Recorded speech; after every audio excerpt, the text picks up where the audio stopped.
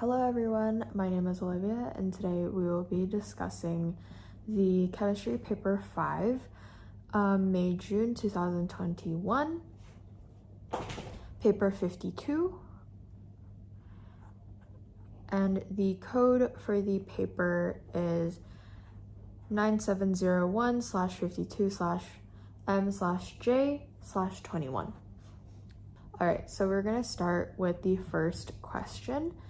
Number 1, a student is asked to find the enthalpy change of reaction between anhydrous magnesium sulfate and water. So there you can see the chemical reaction, MgSO4 solid plus 7H2O liquid to make MgSO4 7H2O solid.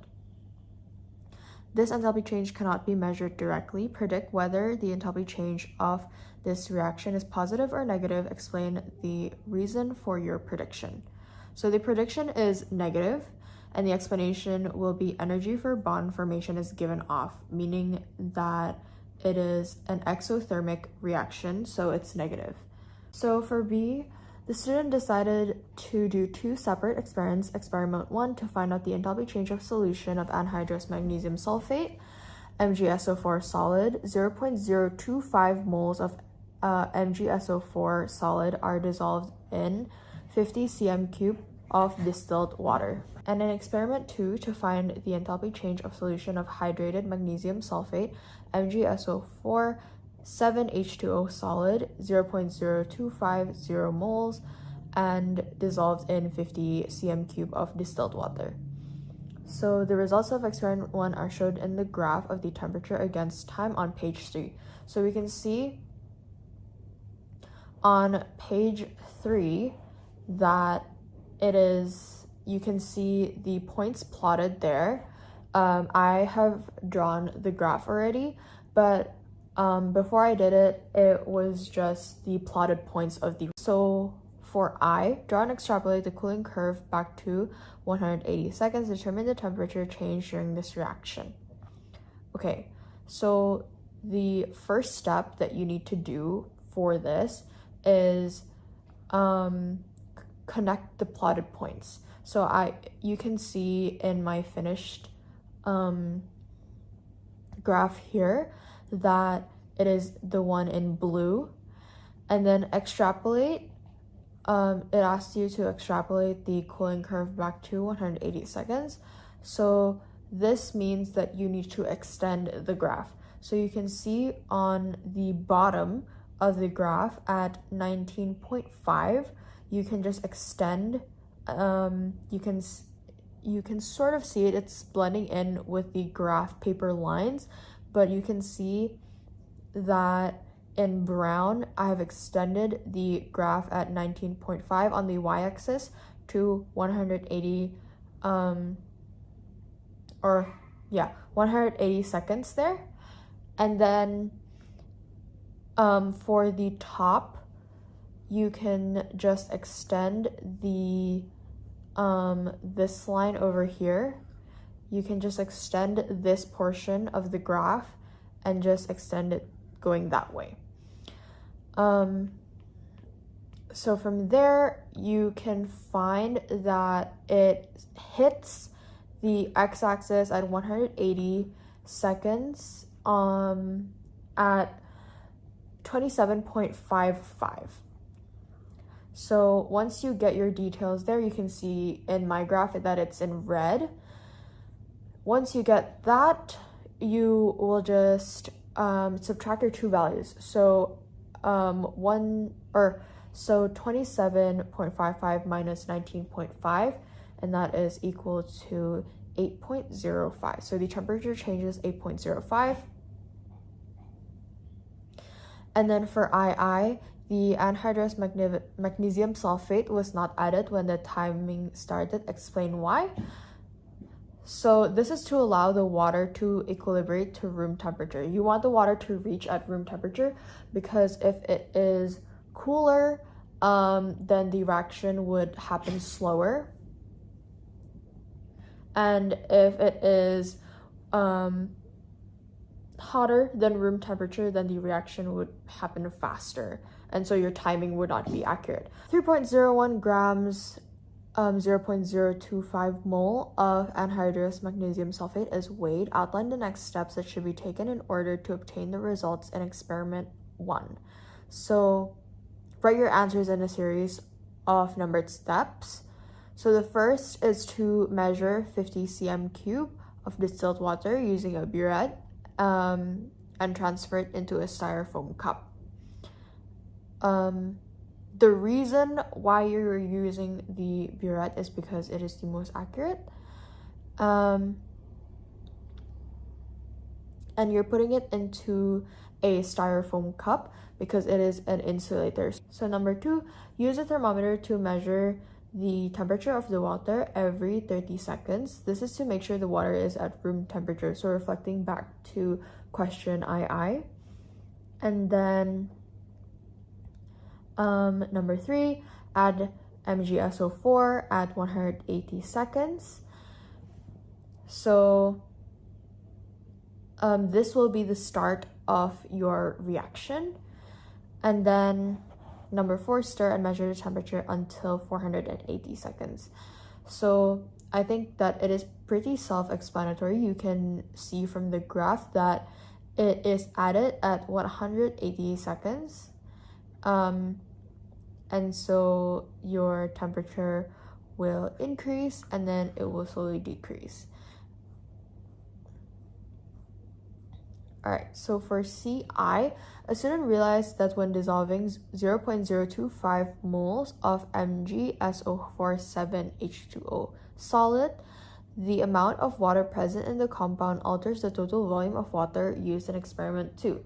Calculate the volume of distilled water needed to make the total volume of water 50 cm cube in experiment 2.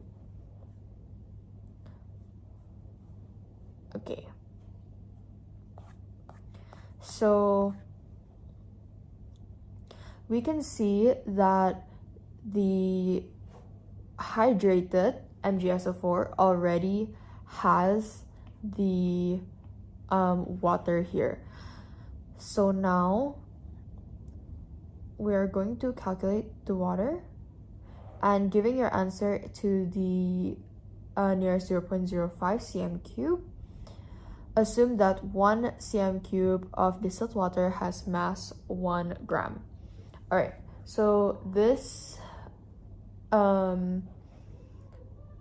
equation here is just a copied one of the one above, but it is said that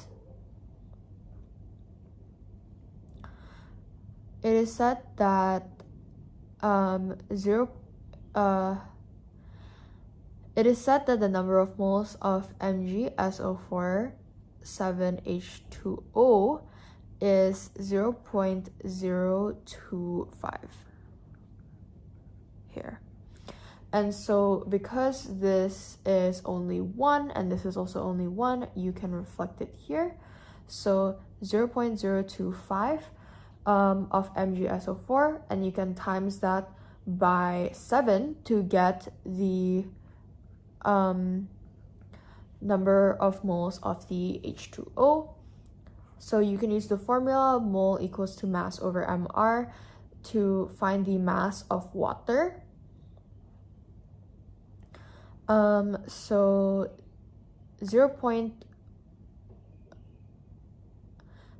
you can just multiply the mole, which is 0.175, with the mR of the water, which is 16 plus 2, which is 18, and you can get the mass of H2O, which is 3.15. And so now you can just subtract 50 minus 3.15 equals to 46.85, because the 3.15 here is the amount of water that in the 3.15 here is the amount of water that is in the H2O in the hydrated magnesium sulfate. So you can just subtract it, and then so you will get the volume of distilled water, which is 46.85. Okay, so next, state which piece of apparatus should be used to measure volume of distilled water in CI. Explain your answer. The apparatus is a burette because it measures up to 0.05 cm cube, or you can also say that it is stated here total volume of water is 50.00, and so only a burette can measure up to 2 decimal points. Okay, now for D, the temperature change when 0.025 moles of MgSO4 solid is added to water is very small. Suggest how the student could modify the experimental procedures to make the temperature change larger. So I've written down here, you can add more number of moles of hydrated magnesium sulfate. So the more reactant you put, the more product you will get as well. So the change in temperature will be larger just because there's more reactant. All right, so we're gonna move on to EI. The temperature released by 0.025 moles of MgSO4 solid in experiment 1 is 2,125 joules. The energy absorbed by 0.025 moles of MgSO4 solid in experiment 2 is 477.5 joules. Calculate enthalpy change for the reaction. Include a sign in your answer. Give your answer to 1 decimal place. Okay. So we know that experiment 1 is exothermic, so it's negative, and experiment 2 is positive. And so now we are just going to calculate the enthalpy change of experiment 1.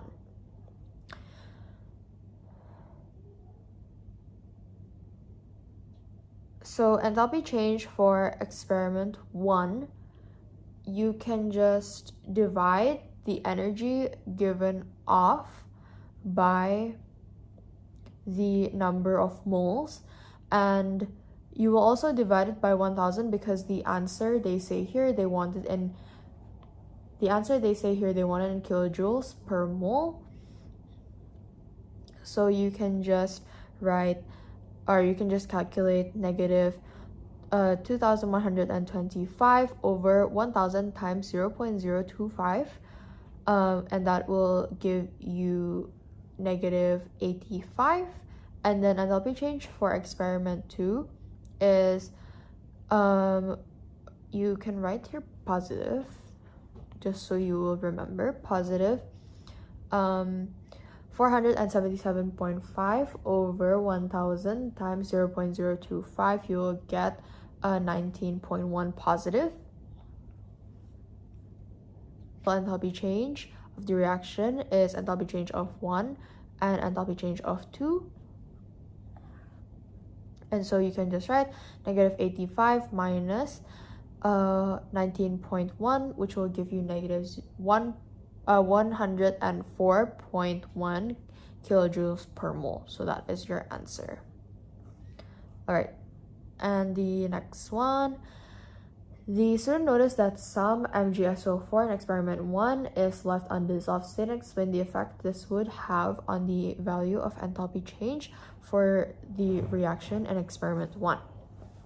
So the effect is enthalpy change will be less exothermic, and the explanation is fewer moles of MgSO4 is reacted. And so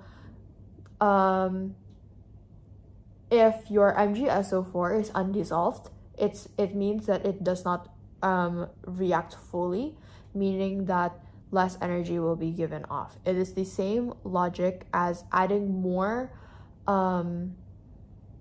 MgSO4, like in this question D. It's the same logic as if you add more number of moles, assuming that all of them react, the enthalpy change or the energy change will be larger, while if it does not react, it will be lower.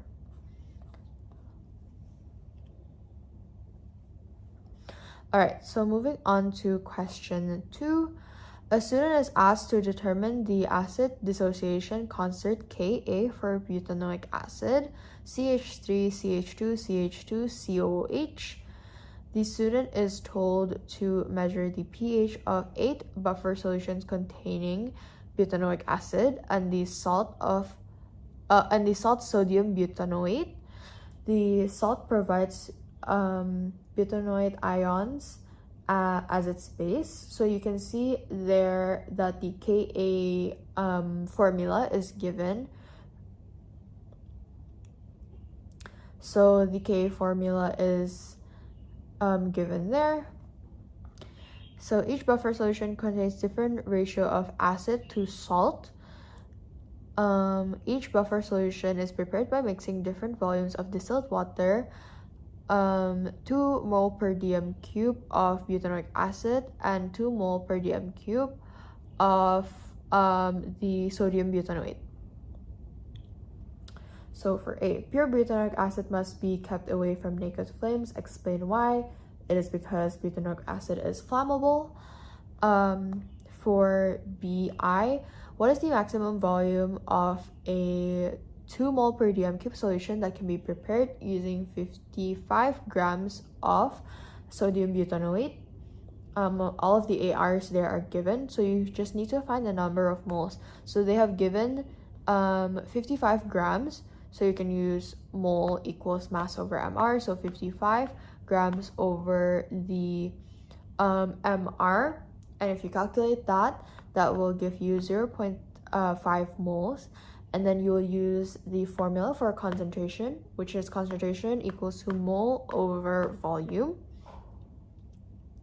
So you can just right there, they have said that the concentration of the solution needs to be 2 moles. So 2 equals to 0.5, which is the number of moles we found in the first step, over X, which is the volume. X is the volume.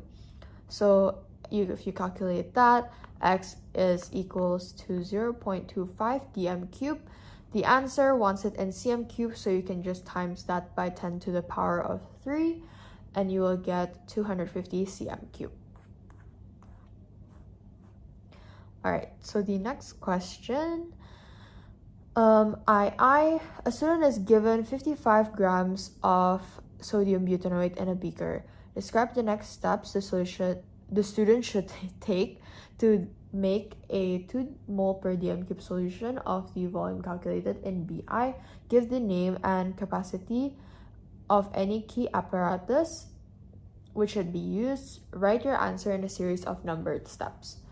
So I've written here, number 1, dissolve 55 grams of sodium butanoate in a small amount of water. Add to a flask and rinse the flask, and then fill the flask with 250 cm cube of distilled water.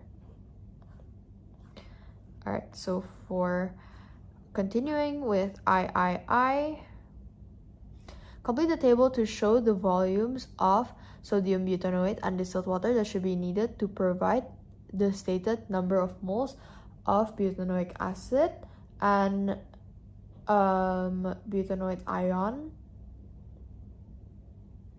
for a 50 cm cube buffer solution. All right, so you can see there in the first column is number of moles. You can see there in the first column is moles of acid, and then you have in the third column moles of base, and then you have the volume of acid and then the volume of base. So for the fourth column there that you are supposed to fill up, you can use this ratio.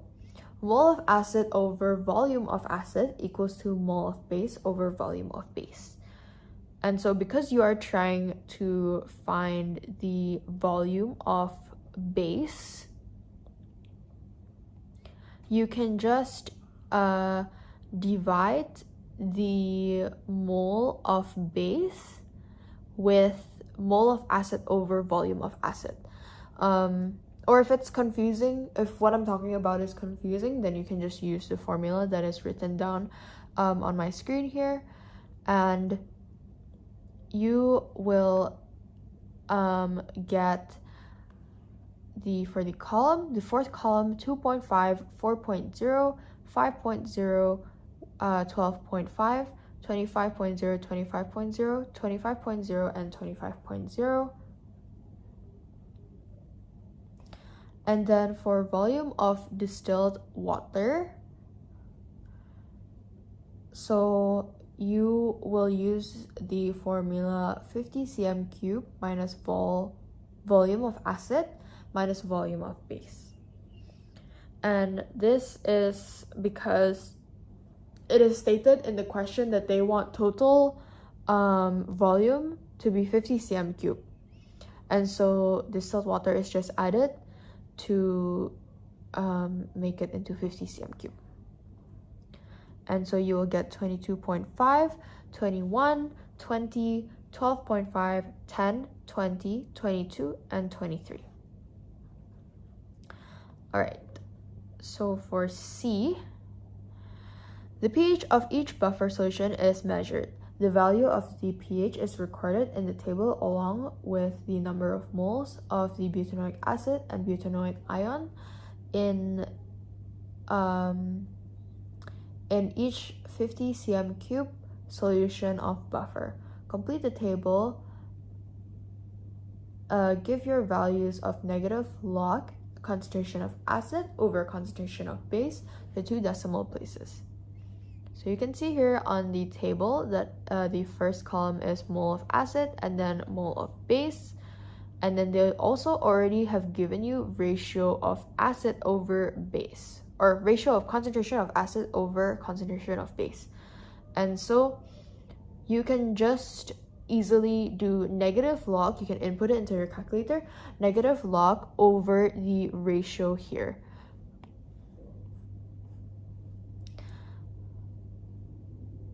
So for the first one, I have inputted in my calculator negative log 10, which will give you negative 1. For the next one, negative log 6.25, which will give you negative 0.8, and so on and so forth. Okay, so once you've inputted that, you'll get negative 1, negative 0.8, negative 0.7, negative 0.3, positive 0.22, positive 0.7, positive 0.92, and positive 1.1. Okay. So for II, plot a graph of pH y-axis against negative log concentration of acid over concentration of base x-axis on the grid on page 9. Use a cross to plot each data point. Draw a line of best fit. Okay, so I have drawn it here. I've inputted this here, so you can see that negative log concentration of acid over concentration of base is the x-axis, and then the pH is the y-axis, and you can just plot it on the graph here. I've plotted my points in blue, and then my line of best fit is in black. I believe that you can actually get a better line of best fit here that has equal number of points on the top and on the bottom. However, I'm doing this on an iPad, so it's quite difficult. But on paper, you can definitely get one that is closer to the actual line of best fit. Okay, so for triple I, circle the point on the graph you consider to be anomalous. So you can see here on my graph, I've circled this one in red. It is my fourth point, which is at negative 0.30 and 4.7. And the reason for this is that one, it is the furthest away from the line of best fit, and 2, it does not follow the trend of the line of best fit as drawn.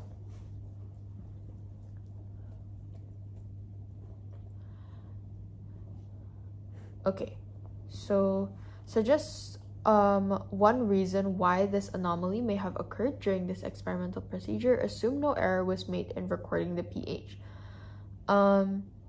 So I've written here, actual number of moles of the acid is lower than stated in the table. So I think that it is pretty self-explanatory. And then when the concentration of acid is equal to the concentration of base, which means that pH equals to pKa, use this information and your graph to find the value of pKa. So this means that concentration of acid is the same as concentration of base, meaning that the negative log concentration of acid over concentration of base is actually equals to 0.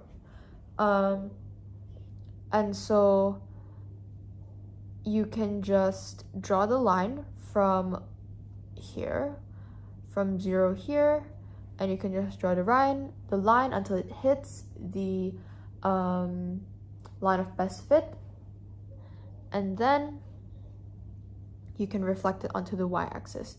And for me, it is 4.82 where it hits the y-axis. All right, so next one, for V, use your answer in CIV to calculate the value of Ka. States the units of Ka. Give your answer to 3 significant figures. So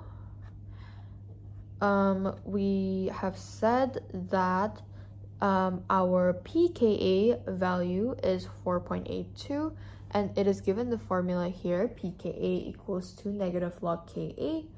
And so you can just write that with the data that we already have. So 4.82 equals to negative log Ka. To get rid of the log, you can just do Ka equals to 10 to the power of negative 4.82, and you will get 1.51 times 10 to the power of negative 5. So your Ka is 1.51 times 10 to the power of negative 5, and the unit is mole per dm cube. All right, so for the last question, the value of pKa is lower when the experiment is repeated at high temperature. What does this tell you about the enthalpy of dissociation of butanoic acid? So when temperature is increased, the reaction will become more endothermic, so Ka value will increase. And so I've written here the reversible reaction. When temperature is increased, the reaction will want to become more endothermic to reverse the temperature increase.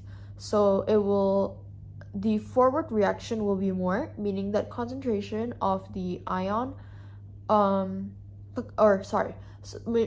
meaning that concentration of the products will be more, and so there will be more salt and H+. And so if you're using the Ka formula here that I've pasted here, the top, which is the salt and the H+, will increase. And so when you input it into your calculator to calculate whatever a value it is, if the top will increase, of course your Ka value will also increase. So yeah, that is the reason why your Ka value will increase. And yeah. All right, so that is the end for this paper. Thank you for watching.